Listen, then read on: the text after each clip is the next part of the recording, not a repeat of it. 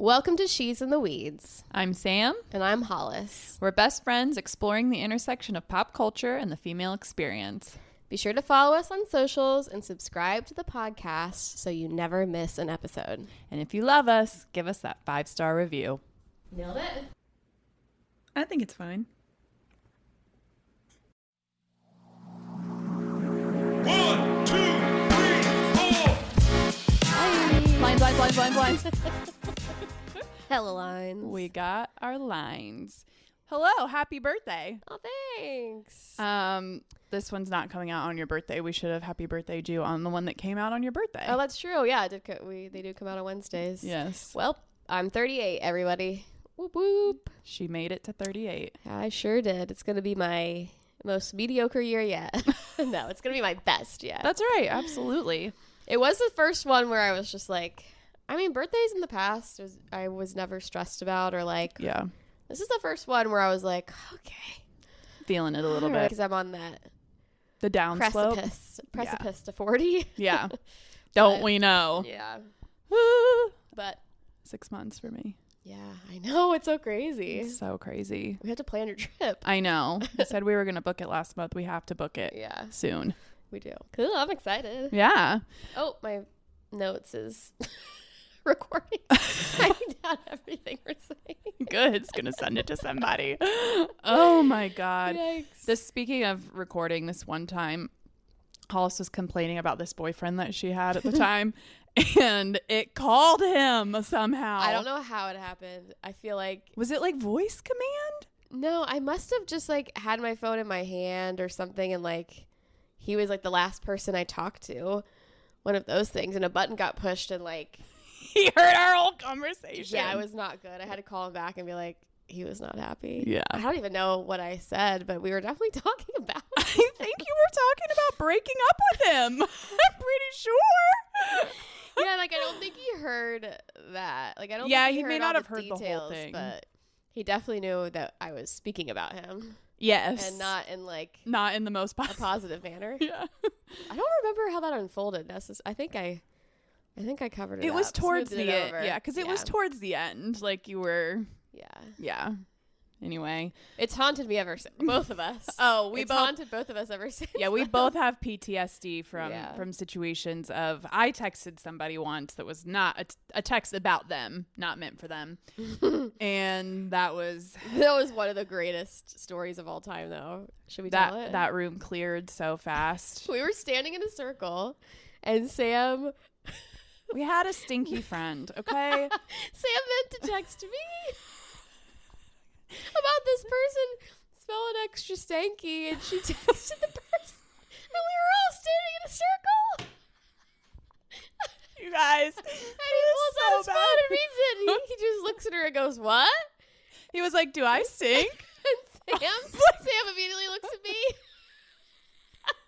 And I was like, "What are you talking about?"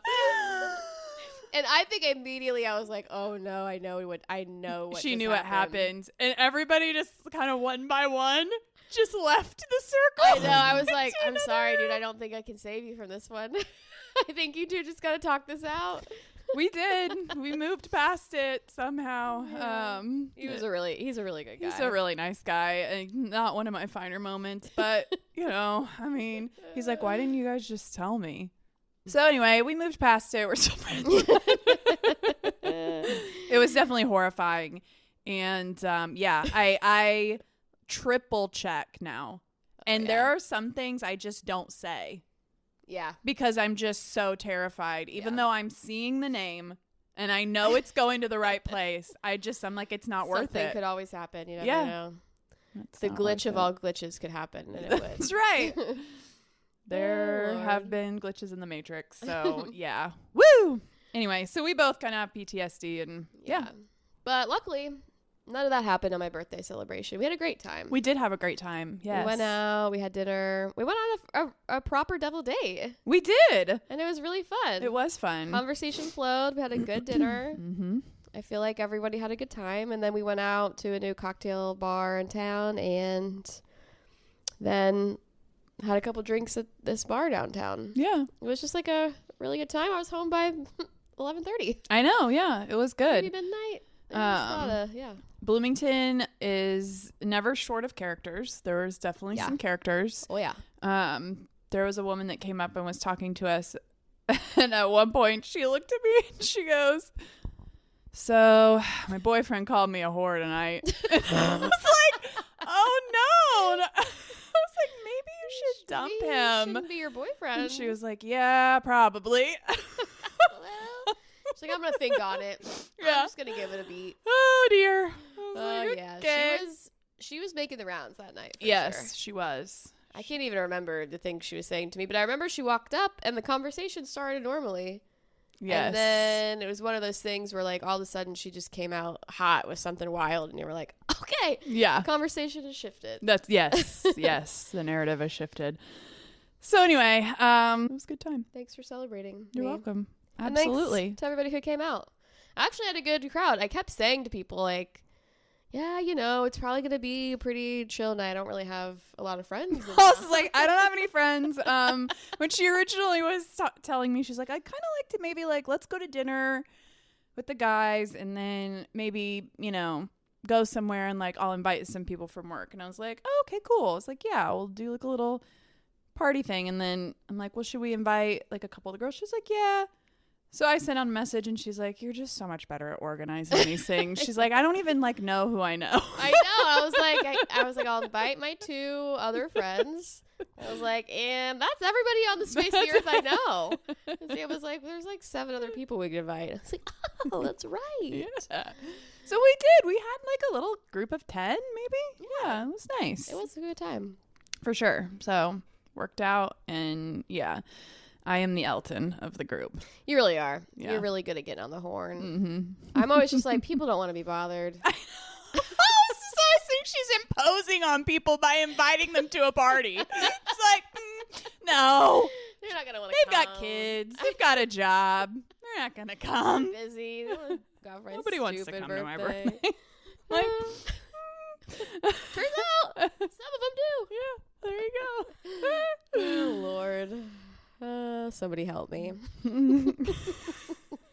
Have a little more faith in yourself there, girl. Woo. So R.I.P. Bob. Yeah, I didn't realize this. And it's so funny because, like, when I first saw it, Of Bob and Tom. Yes. Specify.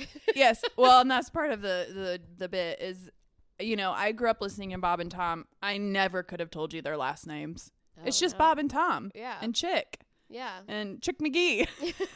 And what's the woman's name? Lisa? Linda? No. No. Trina. Trish? No. I can't believe I don't remember her name. Look it up. But when I first saw the headline, I was like, who? And then I was like, oh, Bob and Tom.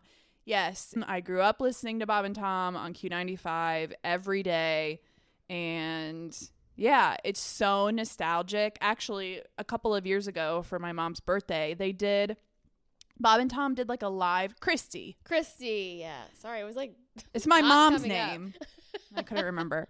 But Bob and Tom and Christy were in Cincinnati. Was it Cincinnati? Yeah.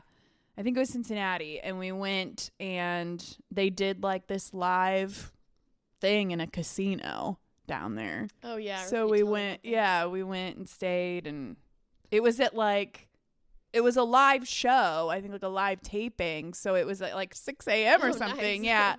So we went, and I didn't go to the whole taping. My mom went, and then I went and met her at the end. But yeah. Cool. Yeah. Man. It's like, R.I.P. Did he? I mean, he must he's be old. 75. I mean, not as old as I thought. Yeah. So I don't know what happened. I just saw the headline, but yeah, it's a core memory of like being in my dad's vehicle at 7:30 on the way to school, freezing cold. My dad's hotboxing a cig, listening to Bob and Tom. Like, tell me you're an 80s baby without telling me you're an real. 80s baby. So Beedle R-U-N, Bira. I don't remember that. That was a Bob and Tom thing, wasn't it? yeah. What was the comedian's name that did it? I can't remember. And the toast. Yeah, toast. Toast. Yeah. French toast. All across the country. There's not much to toasting perfection. Just turn the dial and make your selection. Yeah, toast. Oh, Harry.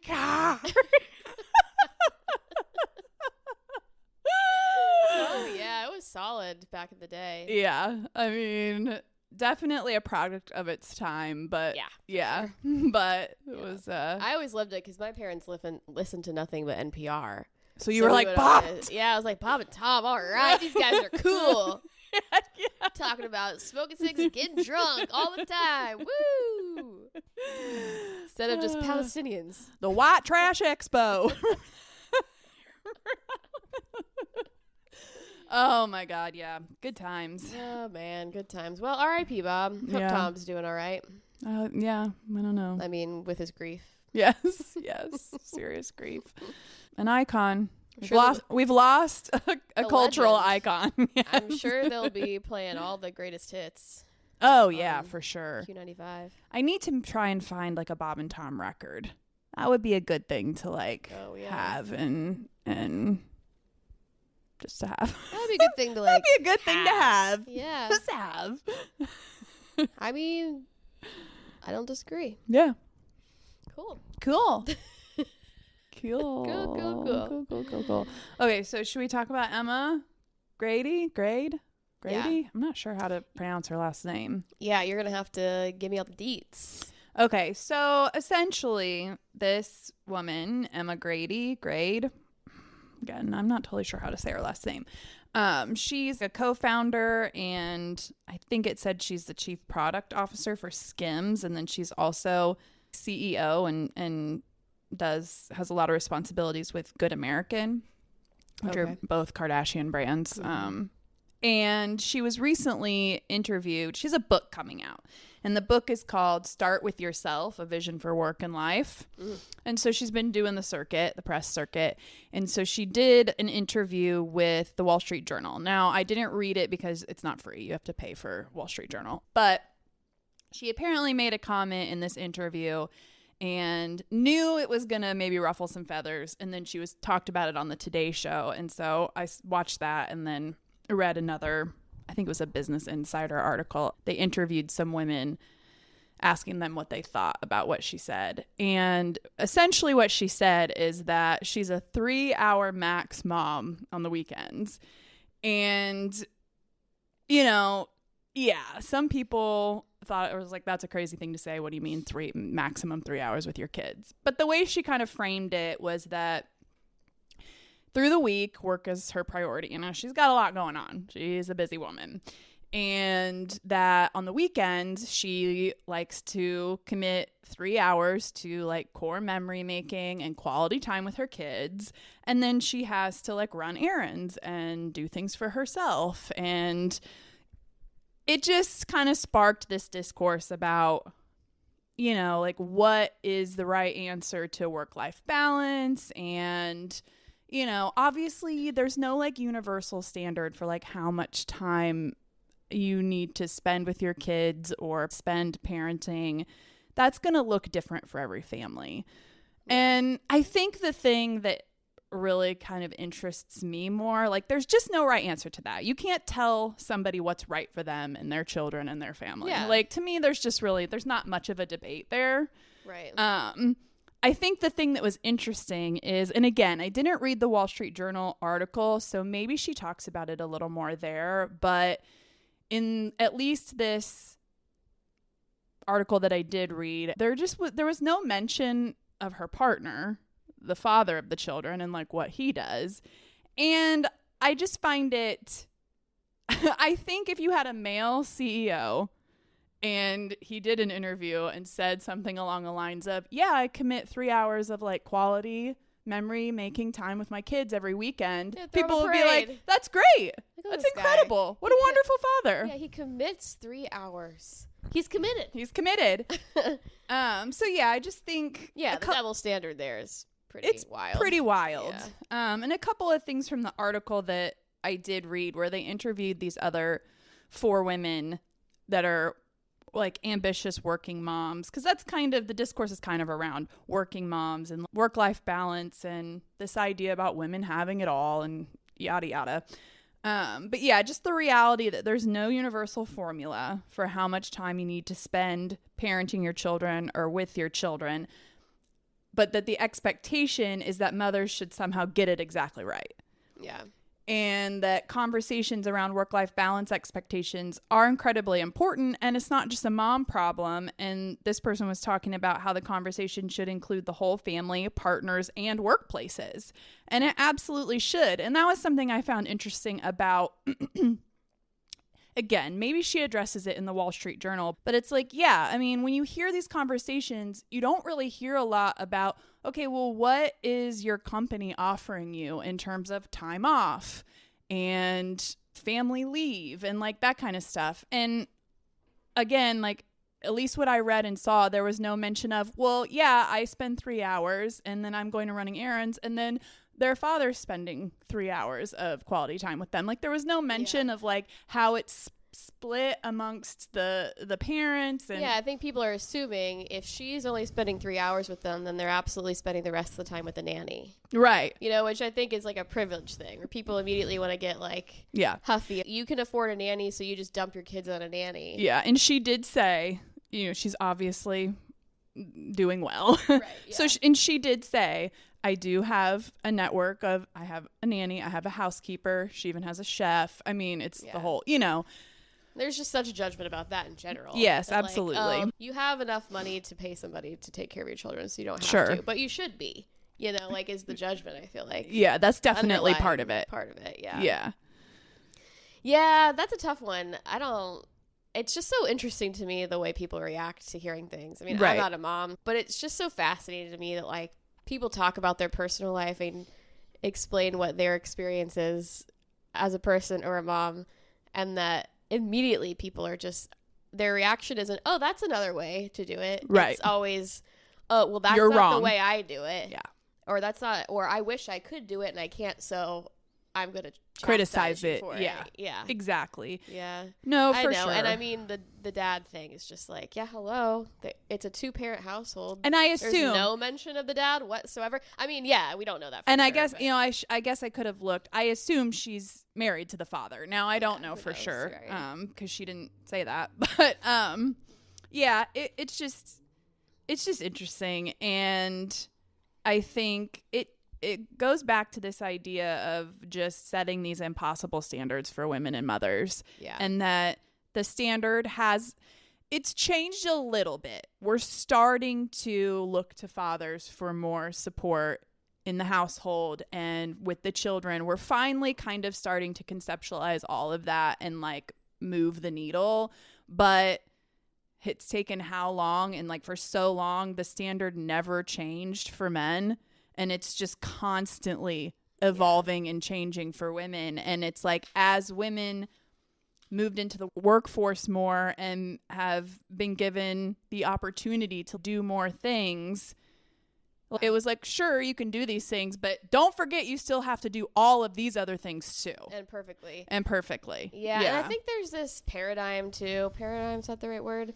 With motherhood where it's like, I think people just assume that once you become a mother that like if that doesn't become your entire life that you're a bad mother. Exactly. You know, it's like women really can't have it all because they're expected. And who would want to? Right. Who wants to have it all? It sounds exhausting and overwhelming. Exactly. Like, no, like, yeah, I mean. I think it's just really impossible for people to wrap their heads around the fact that like a woman can have children and love them endlessly and still not want to spend all of their time with their children. And or not be able to, even if they wanted to. Right, I know. And it is interesting you do if we consider single mothers or mothers with 2 jobs who there's a very good possibility that those mothers are only spending 3 hours a weekend with of quality time with their children out of necessity. Right. You know, and it's like that's the only acceptable way for that to happen. Yeah. In a lot of people's eyes, that like it could never just be like, hey, I have other things that I want to run the errands. Yes. You know, I could pay someone probably, but like I also want to be a human being that takes care of multiple business things, not just my children. Yeah. Exactly. I don't think a lot of people can accept that. No, I know. And it's like I stay home with my kids. I'm with my children all day, every day. And I guarantee you there's probably some weeks where I only spend 3 hours of quality time with them. Right. Just because I'm with my children all day doesn't necessarily mean like I still have to do things. I still have to run my household. We do this podcast. My husband and I have a business. Like there are still other things that I have to do and get done. And yeah, a lot of times, even though I'm physically present in my home with my child all day, we'll get to the end of the day and I'm like, did I do anything with my kid? Yeah, because that's just not how life works. And kids learning to entertain themselves and getting bored and all of that is a good thing. Kids need to learn how to operate independently at a young age, and it's kind of that whole, I feel like there was finally some dialogue around like, you don't have to sit and play with your kids all the time. Independent play for children is so important. Yeah. And it's so good for their development and their intellect. And I mean, that finally became part of the conversation, I feel like, in the last few years, where it's like, because parents started being like, I hate pretend play. I don't like to do it.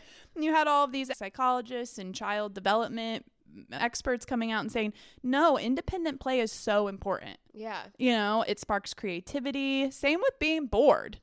Right. You know how often like we had to go find something to do because we were bored when we were kids, and my mom was like, I'm busy, I'm doing this. Like my mom ran a business, so she was at work, and it's like, you got to figure it out. Yeah. That's not a bad thing. No.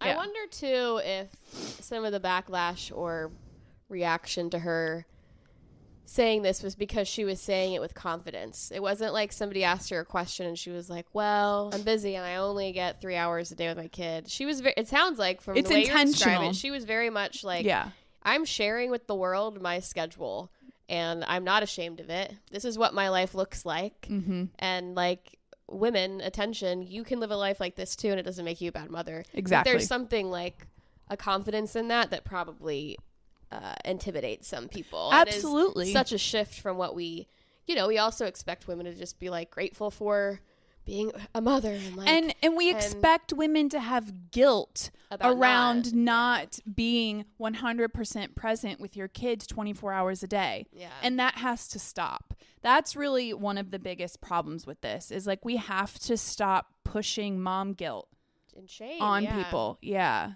Shame is a poison because it's involved in so many things. Yes, because I promise you, we're feeling the guilt. We don't need you pushing more on us. Right, exactly. Even if she is confident in her choices and her schedule and the life she's created for herself, she's still feeling guilt about that. She doesn't need you to be like, you're not spending enough time with your kids. Right. Like, it's not helping anything. Yeah. Yeah. And maybe she's not. Maybe she's like, I feel really good about my life and how much time I spend with my kids. But I guarantee you there's 100 other things she feels guilty about. There's something whether it's not that particular thing, there's something about. We all do. Yeah. Yes, we all feel like, we're not doing enough and we're trying to do all these things and somehow we're failing at both ends. Like we all have those feelings. For sure. So, yeah. Anyway.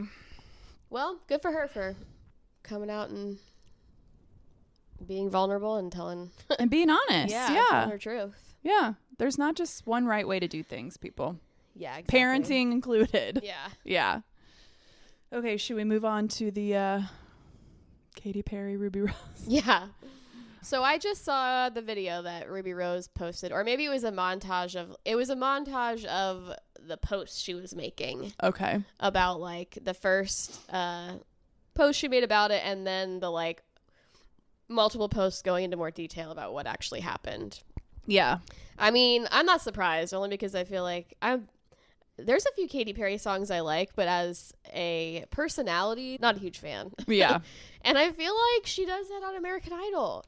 She's like a little bit aggressive with and flirtatious with some of the male and female contestants in a way that's like, you can't do that. And if it was a male doing it to a young girl it would definitely be a problem. It would definitely be like, that's inappropriate. Yeah. So it was inappropriate for her to do the same thing. So I feel like she kind of does that on purpose, almost as like thinks it's cute to push the sexual boundaries with things because she's a woman, and it's like she's being what's the right word?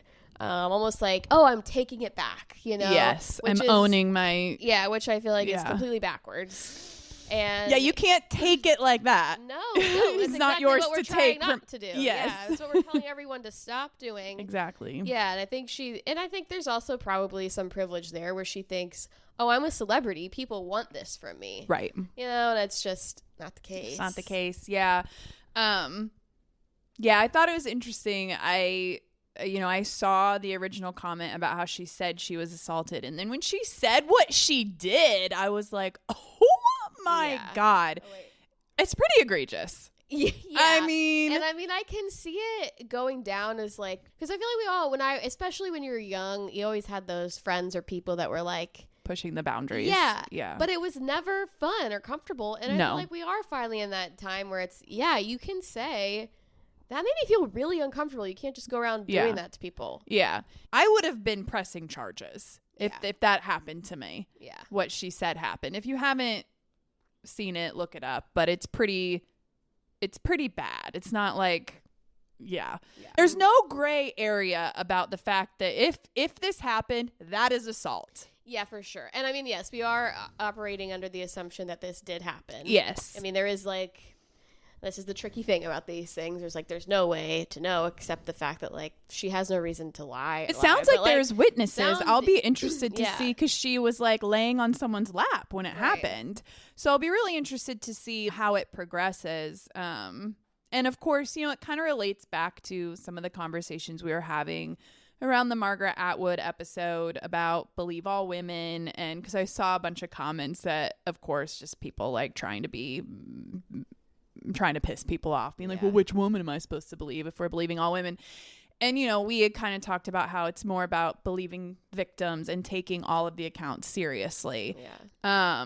And it's also interesting because this is something that you don't see a lot. You don't see a lot of adult women accusing other adult women of sexual assault. Typically when we see these things with women, unfortunately, it's teachers grooming young boys. Or it involves children, typically, is what we see. So, yeah, I mean, I'll be interested to see how it progresses. Yeah, well, and just the fact that, we're in the day and age where consent isn't just intercourse. No. You really have to have consent to touch people in any way. Yeah. Because you just don't know whether people want to be touched or not. Exactly. We can't go around in public just assuming that it's okay to rub our bodies on each other outside of penetration and that it's not going to make someone feel uncomfortable. Exactly. And this doesn't excuse anything. I do think this was some years ago. Yeah, I'm sure. I think I saw something about if it's still in the statute of limitations or not. I think they're pretty hefty for sexual assault, but I could be wrong, but I didn't get the impression that Ruby Rose was trying to press charges. I think it almost seemed, and maybe I'm not remembering this correctly. It was almost like somebody posted something and she saw it and just responded with this. She and then did. It turned into this. She did. Thing. Yeah. So I don't think it's she's trying to actually come for her legally. I think she'd probably just I think it's like most people, when somebody does something like that to you and then you see them continue to be famous and successful and praised in public, you're but you did. You keep doing these gross things. That's what it seemed probably like to me, have the opportunity to be like, oh yeah, well, let me tell you about Katy Perry. Yes. Let me tell you about the fucked up thing she did to me one time. Yeah, we'll see what happens. We'll see if it moves forward with any kind of lawsuit. Speaking of Katy Perry, though, we won't go into this. I listened to this podcast, Maintenance Phase, which is really great. Aubrey Gordon is one of the hosts. She was in that doc we watched about body image. She was one of the interviewers. Anyways, they did a 2-part series on Russell Brand, who Katy Perry was married to. Yes. I forgot about that. Woof. What a nightmare person. Yeah, he's extremely really problematic. Bad, yeah. Anyways, just had to put that in there. Just as a little sidebar. Speaking of lawsuits, I do have an update on Justin and Blake. Good. So that summary judgment, which is basically a motion to dismiss the lawsuit, had been I kept waiting, it hadn't been decided. So they finally decided on that. the judge did throw out the sexual harassment case and the defamation case, which isn't that surprising to me because if you'll remember when we talked about it before, the main issue is the retaliation. And the way it works with the law is that it doesn't matter if the sexual harassment happened. It's only if the retaliation happened. Gotcha. So it makes sense that the judge was like, let's not muddy this up. Like, there's no reason to really move forward with the sexual harassment part of it. Let's just streamline it and make it as easy as possible. So they are moving forward with the retaliation part of the lawsuit. And so, yeah, the trial is supposed to start next month. Oh, wow. Yeah. And of course, like the thing that irritated me too, it's like, of course, I was watching, I think it was like CNN or something, and it was a news station. And of course, they splashed across the bottom, like, judge dismisses Blake Lively's case against Justin Baldoni. And that's all it said. And I was like, what? I was like, I really didn't think that was going to happen. And then I went and looked and like, no, he just dismissed one little part. Yeah, dismissed that part. So it's like, yeah, it's just, you can never. Headlines will get you. So annoying. But yeah, so I'll be keeping you guys posted. And like I said, I mean, that was the sexual harassment stuff. It was unclear. You know, it was like kind of a he said, she said. But when you read through all those documents, it's really, the smear campaign happened. I mean, it just did. Yeah. I mean, so we'll see what happens. I am a little excited. Allegedly. I am a little excited to follow this one. There is something about courtroom drama that's just like so it's the best. So yeah, I'll be sat, guys, and I'll be bringing you the updates live from the courtroom. That's right. Okay, so that was my one circle back. Should we circle back on Amanda and West? Yes. Okay. All right, you lead us. Okay, well, where are we at right now? We're not at the reunion yet. They're probably filming it this week. Yes. Correct? I think so. I wanted to get your take on this baseball game video, though. I've been seeing all those videos you were talking about the lip readers. All the lip readers are saying, she said, act like you like me. And then he leans in and gives her a very lame, weak kiss. And I saw that clip before the lip reader thing had come out. And it was like, this is weird. This doesn't seem very impassioned. If they're really like going all for it, like this feels like they're not going all for it. So yeah, I just feel like the whole thing feels really lame now. Yeah, I feel like they have decided that they are going to stick this out through the worst of the storm. Yeah. Because they have something to prove now.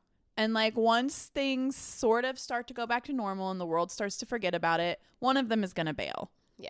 I mean, again, it is internet sleuthing, and who knows if that's really what she said, but it looks like it. Yeah.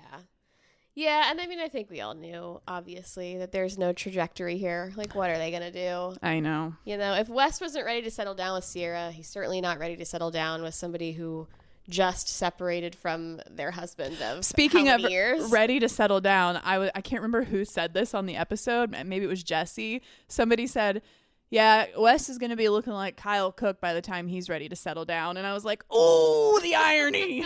Yeah. Because he's looking a lot like Kyle Cook right now. Yeah. Also, Kyle Cook looks great. He does. His skin is flawless. I know. If somebody told me he was 28 years old, I'd be like, yeah. Yeah. I know. Yeah. Crazy. No, absolutely. There is one thing, though, that I have a little bit of a problem with that I don't love around the whole Amanda conversation is the pick me of it all. Yeah. It's the same way I feel about Girls Girl, where it's become this tool women use to tear each other down, which we talk about a lot about in this podcast. Yeah. Where it's just like, you know, is she a pick me girl? Is this behavior pick me, quote unquote, behavior? And male centric and all of that. Yeah. Sure. But it's like, it's also like, I think we're all pick me girls to some degree because we've all are raised in the same society. Yes. Where it's like we are all told that being chosen is the ultimate.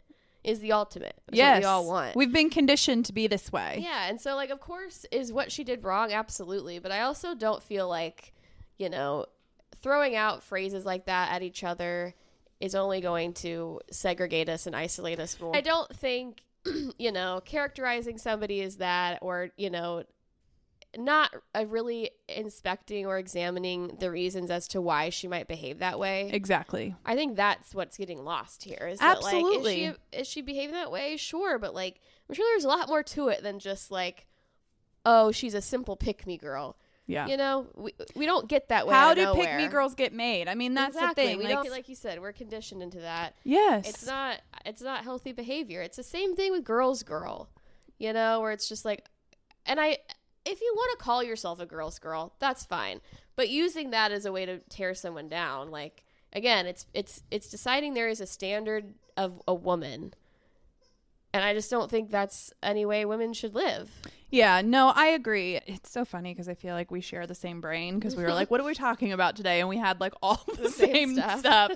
And yeah, I'm just going to read what I wrote here because it's exactly like you said. At the end of the day, tearing this woman down does not move the needle for women. And I think the extreme criticism and vitriol, especially around this pick-me stuff and like being male-centric, is it doesn't bring us together. It has the opposite effect in which we further resent each other as women.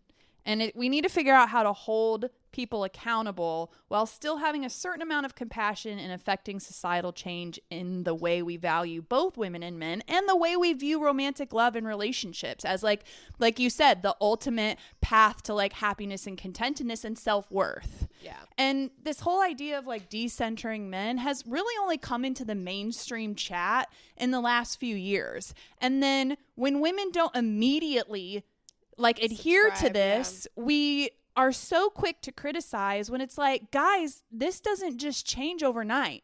Right. Thousands of years of conditioning to be this way doesn't change overnight. And I'm not excusing what she did. Yeah. I mean, she made a mistake. Absolutely. This, like, you know, the parasocial relationships of people who are like, oh, she's a pick-me. It almost is like we're throwing the, to quote Jennifer Tilly, we're throwing the baby out with the bathwater of just being like, oh, she's a pick-me, so she's worthless. Yes. You know, like she did this to herself as opposed to like, she's a woman out here trying to figure out, and she's been socialized just like all of us. Yeah. Trying to figure out how to, you know. Yeah. We can't just unlearn and undo all of these things overnight. And again, we're not excusing what she did. She made a mistake. And there should be consequences. I'm also not saying there shouldn't be consequences. She's suffering the personal consequences in her personal life. Yeah. I just hate because like, and this is how I feel like trends happen this way too with slang and terminology. Yeah. Is like, this is a new one, I think, in the last couple of years. Pick me girl. Mm-hmm. And pick me or pick me girl has become, you know, a common phrase. Another label to affix to women for us to use to criticize to tear them. Each other down. Yeah, and I think it's interesting to watch how those fades happen and like how they come about, how those terms become popular and how long. I mean, I'm pretty sure it was Sheena Shea. Oh, really? No, I'm just making a joke. People watch. People were like, what is this person? And they're like, this is a pick me. Yeah. Well, and it's also because it's sad. It's because as women too, we all know what our weaknesses are. Yes. We have all picked out in the pick me that like that is the weakest link. Yeah. To be a woman because although we all do it, I think what we all strive to be is a woman who doesn't care. Exactly. Who doesn't want to be chosen. Who's a strong, independent woman and can resist that, even though basely we all want it. Yes. Because we've been conditioned to want it. Right. You know, it's like we see the weakness that we are all so insecure about. And that we're all struggling with. Yes. Yeah, and it's so, I mean, it's pretty sick. It is sick. It's also humanistic, too. Yeah. But it's our worst quality. It is our worst. We have to stop. No, I agree 100%. And it's like, I guess there is like a certain extent of like, okay, if this is something we want to change about women and for women, how do we do that? Yeah. You know, because like I said, we're not excusing what she did. There should be consequences. But at the same time, how do we move the needle? Like what? Are there solution-based actions to take? I mean, obviously, like dialogue and discourse, that's good, you know, as long as it's productive, which is what we try to do here. You know, I don't know. It is hard because I guess at the end of the day, you just have to do the work. Yeah. You know, and... Well, and I think the consequences are personal too. Yes. Like, and it's like you either learn them as a human being, you either care enough about the people in your life that you hurt, that you feel bad about that, and then you move on, and then the next relationship you don't make do a different that. choice. Yeah. Yeah. Like, and we're not going to see, I think the thing when you watch a show is like people want to see people going through the consequences. Yeah. They want to see it play out in real time so that they know they've learned something. But like these are actually real people going through things. We're not going to see that. Right. We're not going to see that part. No, They're not experience the that. intimate personal consequences. Yeah, like no. we're going to, because those I think are we those see the the consequence of the court of public opinion is Yeah. what we see. But no, I agree. I know it's a tough one.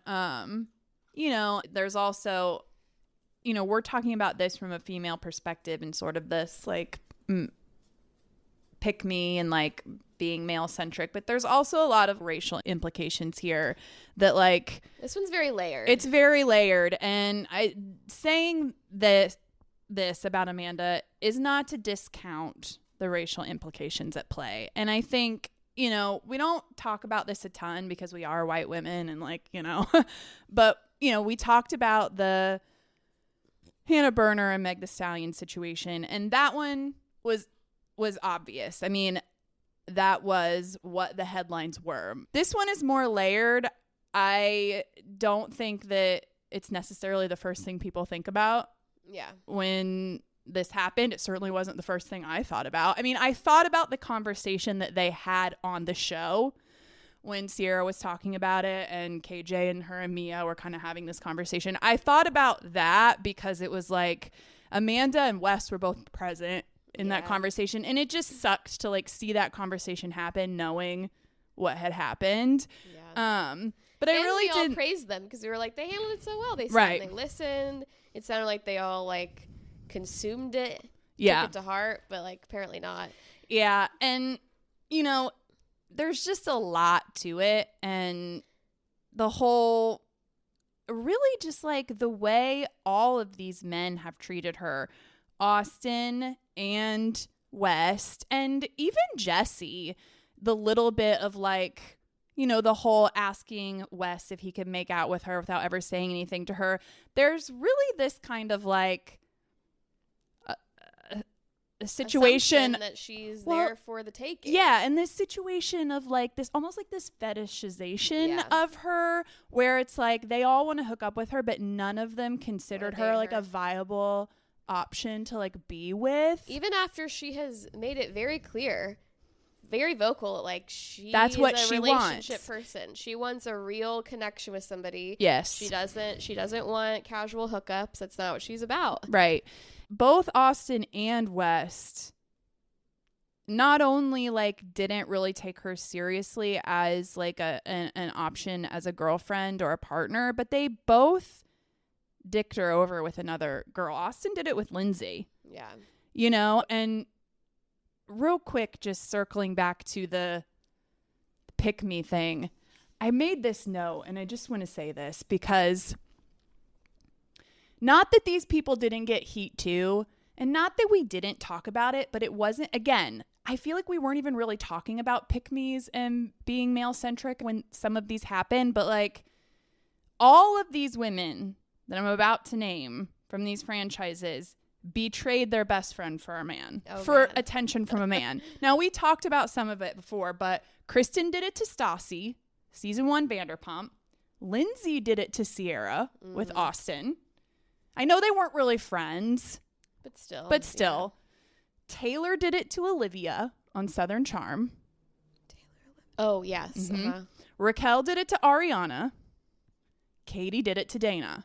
So it's like all of these women chose the male attention over keeping their friends' confidence and like and not betraying literally most of these people. It was their best friend, right? Not necessarily Lindsay and Sierra, but so anyway, that was just a quick circle back because like we're so, but like clearly this is a thing women are doing, and like we gotta address the bigger issue with that. But anyway, both of these men treated her like crap. Even Jesse, like going to West before talking to Sierra again, just like assuming that his she's agenda there for the taking. Yeah, that she would definitely be up for it. Like, yeah.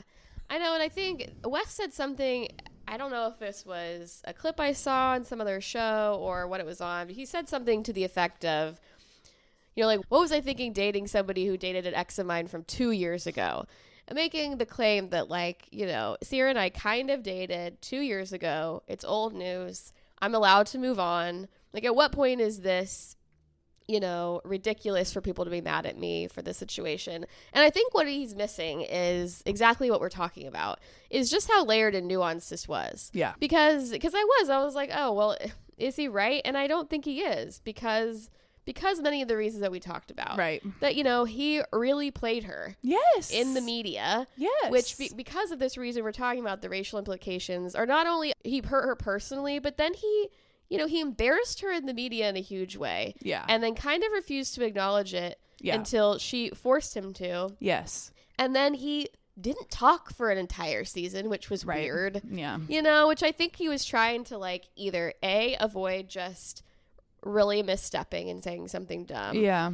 I think he tried to make it look like, oh, I'm just here to listen. I just want to absorb. But I think he was really just trying to, he was playing to the audience, I think. He wanted redemption in the audience's eyes. I think I think he was trying to play that, like, oh, I'm just going to listen. I'm not going to do anything wrong. It's like, I don't know. You should have been apologizing. You should have been taking accountability. But yeah, I think this isn't just, oh, I dated her, then we broke up. Like, right. No, it's more complicated than that. But I will say, if he shows up to this reunion this time and doesn't talk, and he's does gonna what he did have the last to. time and is just like quiet. No, he's gonna have to. Somebody better come for him. Andy's not gonna let that happen. And the other thing that we need, which you mentioned before we hopped on, and I had in my notes here too. Yeah, the whole Jezebel comment, which I'll be honest, I had forgotten. Me too, and I'm kind of ashamed to admit it. I know, me when too. They mentioned that, I was like, I cannot believe that was not a huge deal. It just completely got glazed over. And that's the thing where going back to what I was saying is that, like, and I think this is something that was Austin, by the way. It was Austin called her a Jezebel. And y'all are from the South. You know what that means. You know what that means. Yeah. But yeah, I think the thing that is upon us as white people is to take responsibility for is we have to have better sensibilities of those kind of implications in relationships, especially when you're on a TV show and you're on reality TV. It's like, it's not... There are layers to it. It just feels like that was very dismissed. It was, and I was a little embarrassed that I had forgotten it. And then when it came back, obviously resurfaced and stuff when all of this was happening. And I was like, oh my God, I remember that now. And like, there was literally nothing. I don't remember there being any rumblings or like any consequences for that. Yeah. And that is wild. Yeah. And And imagine not only being hurt when somebody calls you that, but then you'd be hurt because there is no reaction. Exactly. Like, nobody's going to be like, that's insanely messed up. I know. And again, like, I understand too with this situation, like, that's not necessarily the first thing that you're thinking about as a white person. Outside of the conversation that they had on the show until the Jezebel comment came back up, and I was like, oh my God. And I did see a lot of Black female creators being upset about a lot of like white female creators talking about it and talking about this isn't a big deal, doesn't matter, like they just cheated, people do it all the time, and they're like, this has much larger implications for the Black community. You played her in a way that like isn't just, oh, you cheated on me. Like, you played me for a fool in a way that like hurts on a level that you probably don't understand. You can't relate to. For sure. But I'm really excited to read her Glamour interview. Yeah, I am too. I know, and I can't wait. They're gonna because here's what's gonna happen. We all know they're gonna film the reunion. It said late April, so they haven't filmed it yet.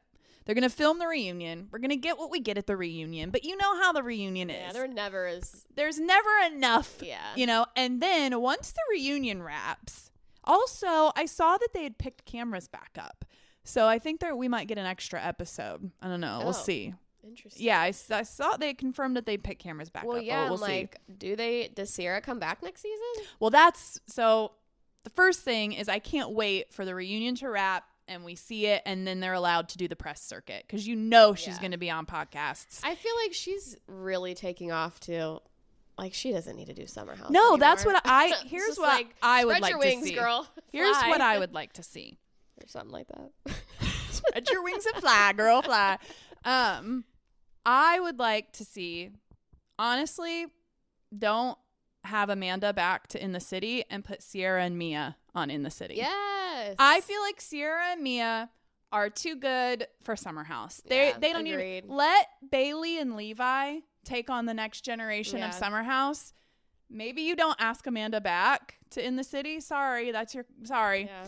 And you have Sierra and Mia on In the City. I want to see Sierra renovating her grandparents' house. I Yeah. want to see Sierra's modeling career. I want to see what Mia's doing. Like, Yeah. I would rather them be on In the City. I feel like that's a better fit for them. I don't want those girls going back into the Summer House with all these frat boys. I'm over it. No, honestly, this season I was just like, they have to be moving on soon because, like, Yeah. I know the parties, whatever, they all look like they were having fun. So, like, who am I to judge? But I also just wanted to be like, you should be doing what Paige is doing. Yeah. Like, you have all the opportunity in the world. Absolutely. Like, you got your rocket launch, and now Yeah. you should go for Yes. it. I want to see her life on TV. Yeah. I don't want to see her in the Summer House. Like, Yeah. get away from all of these men. Yeah. Please. Boys. Yes. And I think Bailey and Levi would be a good fit to take on Yeah. the new So they could generation of just walk Summer around House. the house and be like, what did you do? What? No? How? He was just in their room for 30 minutes. I don't know. I just saw what I saw. That's my Bailey impression. That's a good one. That's a good one. Also, like, I don't like Ben. No.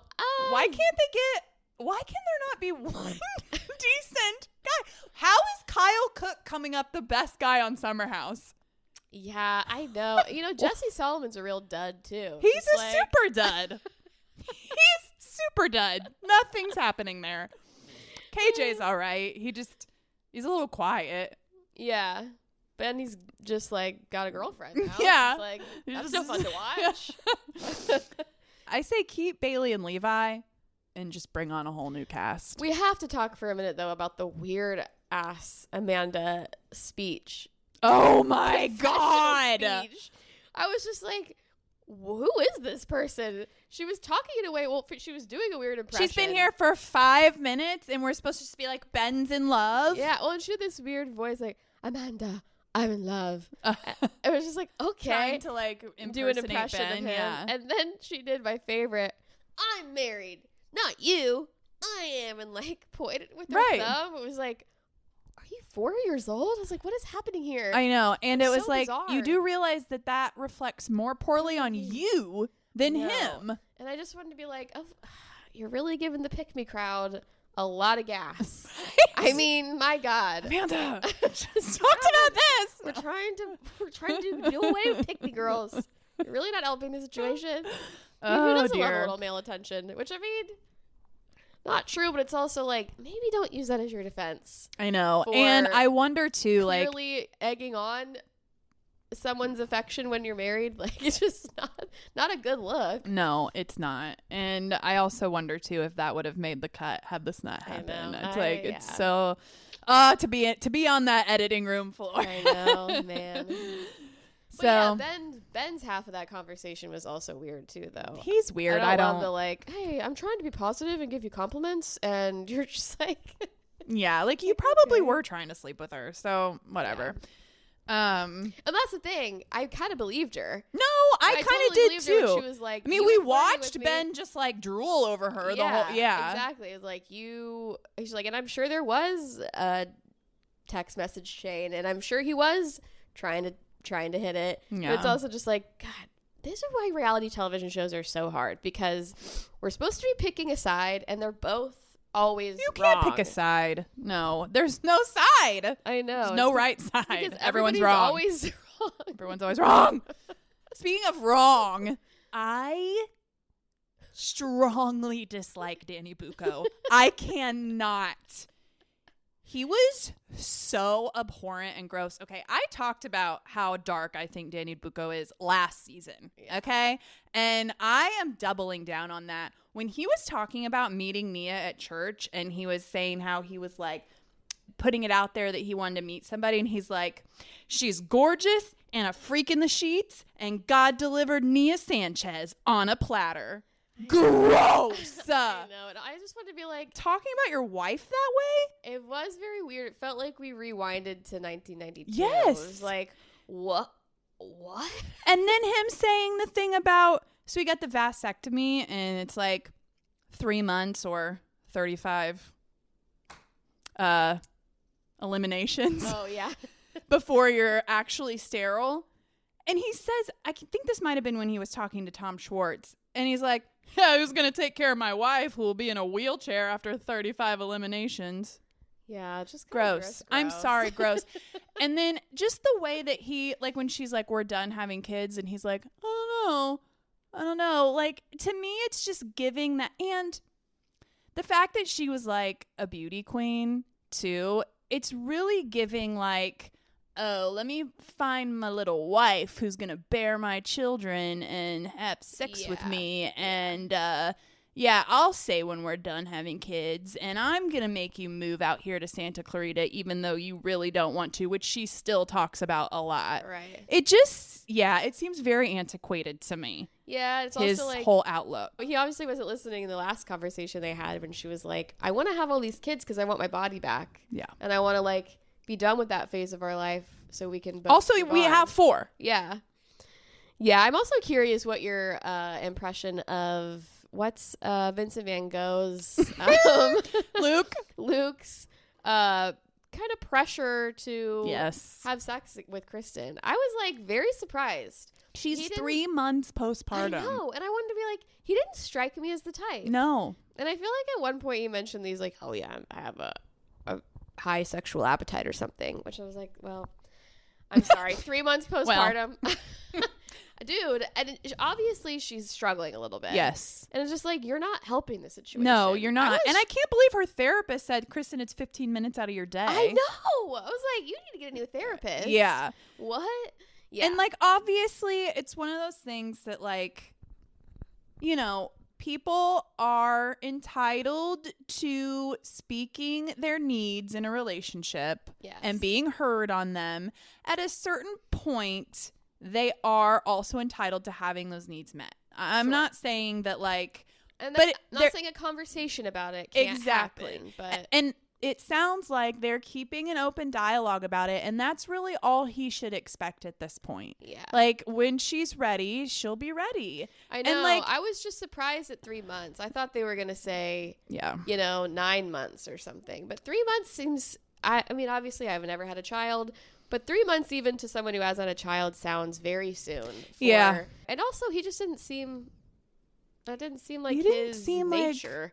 He also didn't seem like he was being understanding. No, exactly. And like, listen, it's not like I don't get that, like, because I feel like we saw a little preview of like the next episode where he's like, it's not allowed to. I'm not allowed to have feel a hard that. time. Yeah. Yeah. And I mean, I can, like you said, everybody's voices and needs need to be heard. Yes. But I also feel like if your partner is coming back to you and saying, I'm just not ready. Yeah. And you keep pushing the issue. Yeah. It's just like, that doesn't seem very compassionate to me. No. And, you know, Kristen made a good point too about like,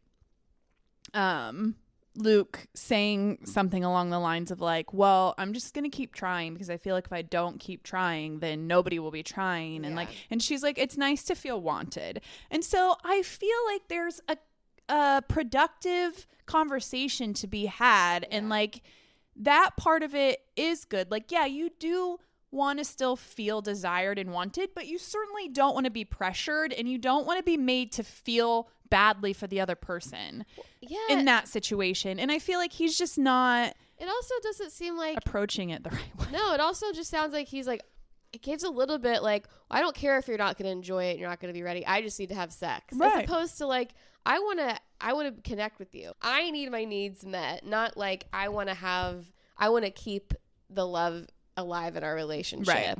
You know, it's also not giving like, I want to make you feel loved and needed. Right. And it seems very one-sided. And like, he's not saying to her, well, again, we only see what we see. Yeah. But I feel like he's not saying to her, what can I do to help you feel better about the situation and maybe feel more like you might be moving in the direction of being ready? Yeah. Can I take the baby more? Do you need to get out of the house more? Do you need to Do you want to go to the gym? Do you want to go get a spray tan? Yeah. What is going to make you feel a little bit better and like maybe feel more like yourself? Right. And Things like what that. are the small steps we can take Exactly. to get there? Because it also felt like she was very much like, this feels like there's no progression to it. I just have to be like, okay, we're back. We're having sex again. Instead of like, hey, I need some time to to build up to that. Absolutely. Yeah. Yeah. We'll see. Who knows? Yeah. Maybe he'll say those I'm things. interested though, because I think that is. And she said too. I'm sure that's something a lot of people go through. Absolutely. So I think it's probably a good thing to see how that plays out and to see both sides, because I'm sure like and that's one thing I do really like about this show. Yeah. Is it shows. You know, there's been multiple times we've seen Nia break down from just like being overwhelmed. And she says, I know I signed up for this and like I wanted these children. Like this is the life I wanted, but it's still hard. It's one thing I like about the Valley is it does show like those early stages of motherhood are hard. Yeah. You know, and we don't see that a lot. Yeah. I will say, not too much in the defense of Danny. Is it Booko? Yeah. I always want to say Danny Zuko from Grease. But it's the same guy. I think Nia had just as many gross expectations for a man as Danny did, because I feel like she went off with her list too. And I mean, they weren't like he has to be a freak in the sheets, but she also has like her weird like he must be this and this and this. Or it's just like weird that you guys have like a list. I don't remember that. I can't remember what hers were, but they were just as superficial. Was that this season? Yeah, I was like in the same conversation, I'm pretty sure. I don't remember that. I mean, I don't think I made that up. I'll have to I'll go back and look. I don't remember that. But I was like, well, maybe they're kind of right for each other because they both have these weird checklists. Yeah, I don't remember that at all. So, but he said that and I was like, no. Yeah. No. I mean, and it just ties into the whole like him getting drunk and harassing Melissa and Jasmine. It's like you obviously don't. There's a lack of respect and like a lack of seeing a woman as a full human being. Yeah, like something is going on there. Well, again, the 1992 version of a male where it's just like, I am man. I am entitled to exert my sexuality whenever I feel like it. There's definitely a sense of entitlement and a lack of respect happening with him that I'm not interested in. Not interested, Danny Zuko. The airplane bar was the dumbest thing I've ever seen. I just have to say that. Oh, stupid. Who would ever go there? That bar's going to be closed in a month. In a month, for sure.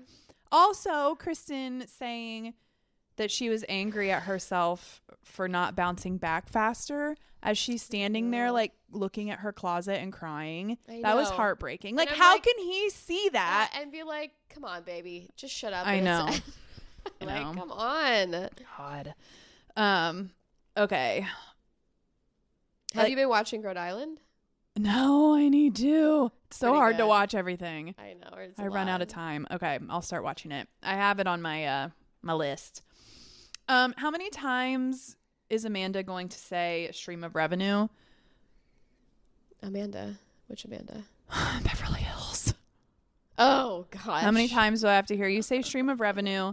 And also the flashback to Dorit's Bob was a jump scare. Dorit's what?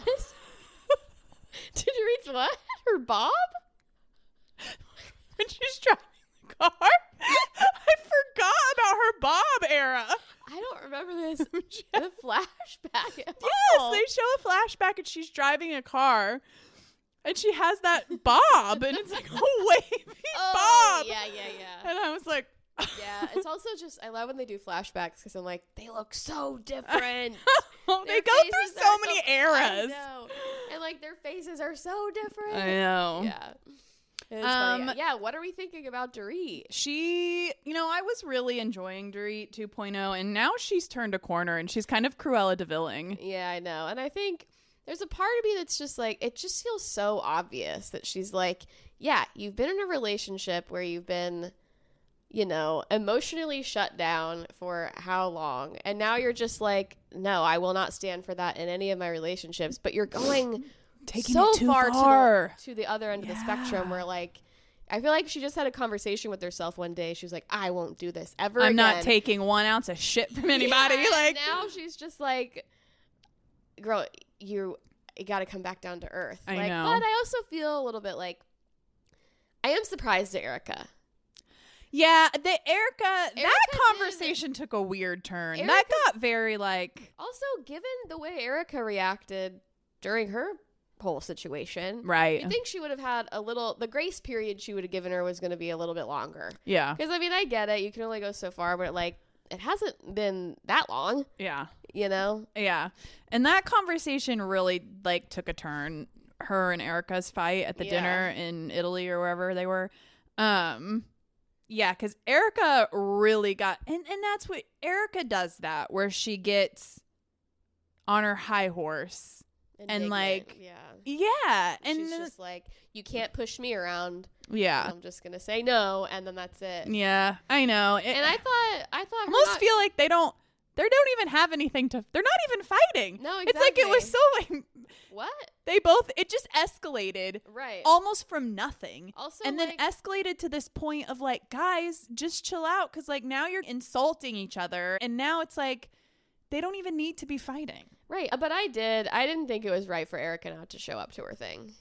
No, I definitely think it was not right for her to just not say anything. No, like she should have. First of all, I think she should have gone. Yeah, and she most definitely should have told her she wasn't going to come. If she wasn't. Yeah, no, I agree 100%, and I don't think she had a leg to stand on with that. And she was very like, that's my choice, and like, just like okay, weird choice though. Yeah, the whole thing with Sutton made me a little sad for Sutton. It was kind of whiny, but it was also like, Dorit, just apologize. Also, Dorit, you're just being mean. Yeah, you're just being mean. Just quit being mean, because you did. You hurt her feelings. No, and, I know. You know Sutton's a little sensitive. Yeah. Hard ass. Yeah, even though she can dish it, so she should be able to take it. But also, like, we might have to cut this out because, like, it's kind of mean. But, but Rachel Zoe's supposed to be like this fashion girly, and all you wear are caftans. It's just a caftan. Not that a caftan can't be chic, and like no shade to like the cultural wearing of a caftan, but these are like, this isn't that. And it's like, what? I know, you're not always at the Hamptons. Right. I know. I am a little shocked at that. I was expecting a little bit more for her to show out a little more. Yeah. Not into it. I mean, there's something to be said. Like, she has a look now, and that's her look. But, yeah, I would love to see some more fits. I would, too. I mean, Jennifer Tilly reigns forever. Oh, when she broke her thing, I know. She's like, that's a $40,000 bear. Oh, my God. Of course it is. So do we have anything else for reality check? Because I think that's going to be our topic today. Because we've been yapping. I'm excited for you to watch Rhode Island. It is Jersey 2.0. No, but I love that. Yeah, I know. They're already, I mean, episode 1, I was like, I'm in. Okay, good. All of them are great. I'm excited. I want to watch Ladies of London, too. It's just like, I don't have the time. I know, I don't have the time. There's also, like, this is like season 3, which I didn't realize. So I was like, of Ladies of London? Yeah. Oh. I was like, I certainly don't have time to go back. Is it already? I wanted to say I looked at it and I was like, oh, I can't get into this. I have to watch. Oh, well, the original one. Were you looking at a reboot? Yeah, it's a reboot. Okay. This is just the first season. I'm pretty sure. Yeah. Gotcha. I mean, everybody talks about like it being. I know. Incredible, my sister-in-law said it's good. Bo's getting engaged. Oh yeah. And then she's pregnant. Did you see? No. The announcement? Yeah, I saw it announced on. That's so exciting. Yeah. So they showed their little, what are they called? Sonogram photo. Oh, that's happy. Yeah. That's happy. So yeah, very happy for her. And yeah, I mean, hopefully, sounds like Keely was committed regardless. I hope so, because that was a little. Yeah. It was a little dicey there with some of the things that she said. Right. Like, because it was like, I really hope she's not like putting herself through this because she thinks she has to. Well, I really hope the pregnancy goes okay. Yes, I know. Sounds like both of hers have been. And I assume she's carrying. I didn't click on it. Could be a surrogate. Didn't say anything about surrogacy, but let's look it up. Yeah, I was a little bit surprised by Beau's this season at some points. Yeah. Did we talk about the Amanda thing and the mask thing? When A they were in little bit. Italy? Did we talk about it? I don't remember. We haven't done, we're behind a few episodes, so we may not have. She is not officially confirmed using a surrogate. I was a little bit surprised. And I think this is going to come up at the reunion. Or no, Andy asked this question on Watch What Happens Live when Erica was on, and I can't remember who the other guest was, but he asked, like, do you think Beau's remembered saying that comment about Amanda with the mask? And Erica was like, no. Yeah.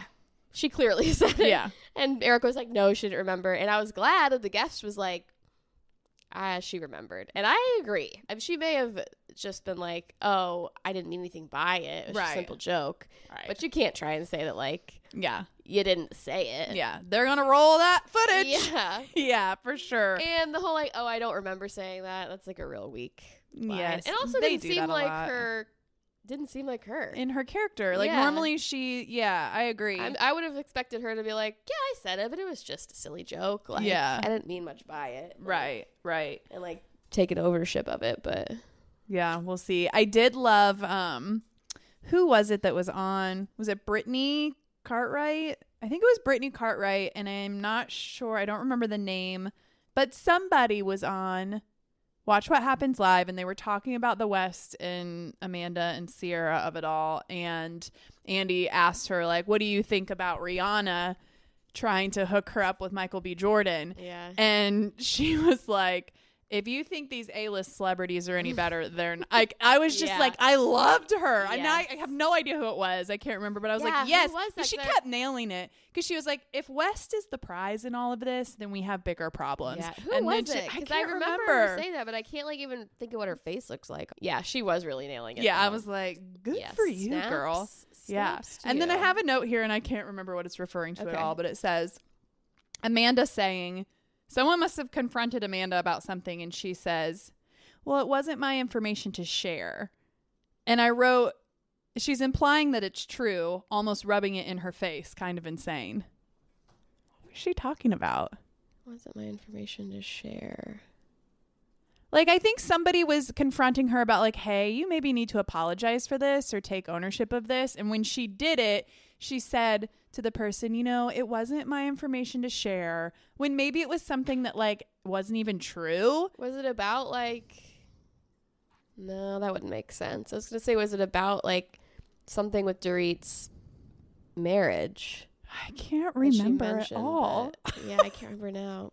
I kind of remember her saying that, but yeah, I don't remember what she was referencing. Yeah. Well, apparently I didn't like it. So kind of insane. Kind of insane. I can't remember at all what it was about, but it's kind of insane. Okay. Should we get into gripes and gripes? Yeah. Okay. My gripe is going out to middle of the night bathroom breaks when you go to pee and you're spinning and spinning and spinning the toilet paper and you can't find the edge to pull a piece off. And it's pitch black as I never turn the light on.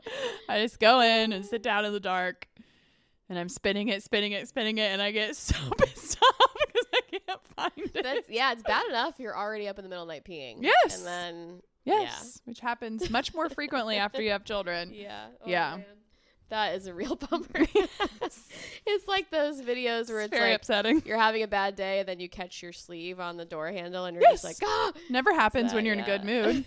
No, I know. My gripe goes out to, I got a wonderful new microwave for my birthday, which I love. It's great. I know you didn't have one for so long. And I was like, how do you heat up like leftover pasta? And you were like, I don't know that I do. I guess I don't. Some things I would, or just like on a pan on the stove, which is annoying. Like pizza was a real bummer. Yeah. But like I always just, everywhere I lived just had a microwave.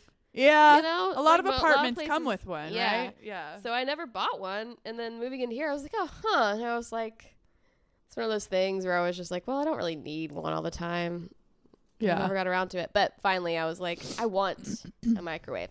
Anyways, the gripe goes out to, love the microwave. It's changed my life in so many ways. Of course it does, yes. But it has a lock button. When you hit stop, you have to then hit the unlock button To open the to door? open the door. No. Yeah, it's like, why? Absolutely Who not. are we locking this for? And I don't think you can turn it off. Maybe Is I it can like in the a settings. child-proof thing? I guess, so kids but aren't it's like like- burning themselves? Yeah, but like, on most microwaves, you can just push the open button and Yeah. it'll open. And even if you hit cancel or stop, you still have to hit the unlock button. Interesting. It's real lame.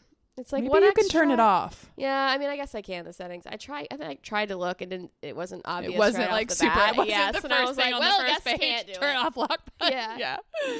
But it's just like so unnecessary. Yeah, that's weird. It's like one extra button, but it's like feels like 10. Well, yeah. No, I hear that. Anyways, Yeah. No good. no good at all. No good at all.